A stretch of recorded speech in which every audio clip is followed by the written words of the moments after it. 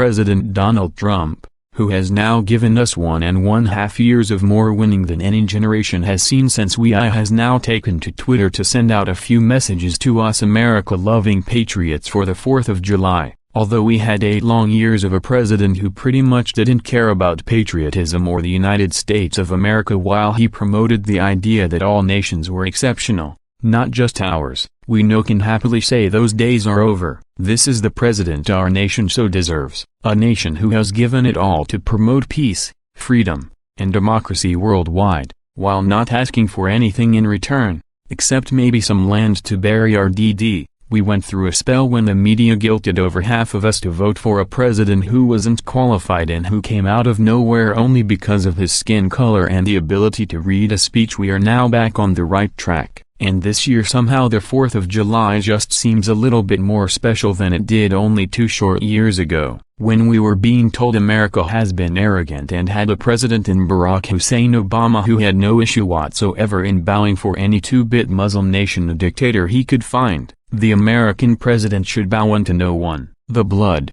sweat, and tears shed by our soldiers and their families who have gone to liberate faraway nations so the battle doesn't come to our doorsteps have secured a place in history for the U.S., which no other nation has ever had. Here is more on the 4th of July 2018 via Fox News. We celebrate the 4th of July because that's the day the Declaration of Independence was signed. 242 years ago, you might call July 4th America's birthday. The Declaration didn't just declare our independence from Britain, it vowed to create a government that respected all people's rights to life, liberty and the pursuit of happiness. It said nothing about patriotism, or making America great. America became great because the Declaration, and the Constitution that followed, set down rules that kept government small and out of the way, that let creative individuals flourish. When the Declaration was signed, the founders didn't know what America would look like. They knew, though, that they were sick of being bossed around by the British king. So they worried about government having too much power. Thomas Jefferson and his colleagues wrote the Declaration to assert that our natural rights could not be taken away by any government, and to set the stage for the creation of a government through which people could rule themselves. At the time, America was considered a backwater. Just a few years later, America had become the most prosperous, and probably the freest, country in the world. The 4th of July is not about barbecues, fireworks or even patriotism.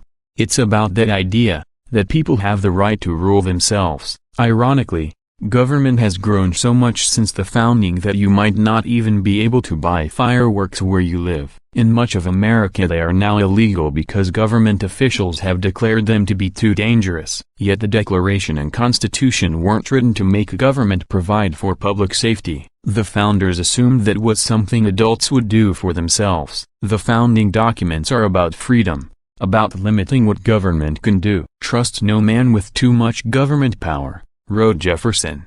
Be in them with the chains of the Constitution. It's good that the Declaration and Constitution have those chains. No matter how insistent the state's busybodies get, they may not arbitrarily search our homes or jail us. We have a right to bear arms, to practice whatever religions we choose, to exercise free speech and more. Growing government has eroded some of our freedoms, but we still have more freedoms than most countries in the world. Consider the country we declared independence from, Great Britain. Authorities there recently locked up a man merely because he made a Facebook Live video outside a courthouse. He wanted to draw attention to child abusers on trial, but Britain's government puts limits on what reporters may cover. England has no First Amendment. Some people who write critical things on Facebook or Twitter get visits from police. Great Britain also has no Second Amendment, and has far more restriction on GS than we have. That hasn't stopped crime. London had more murders than New York City this spring. Now London's mayor wants knife control. Really? One British police department even bragged about its weapons sweep that confiscated scissors and pliers. But don't worry,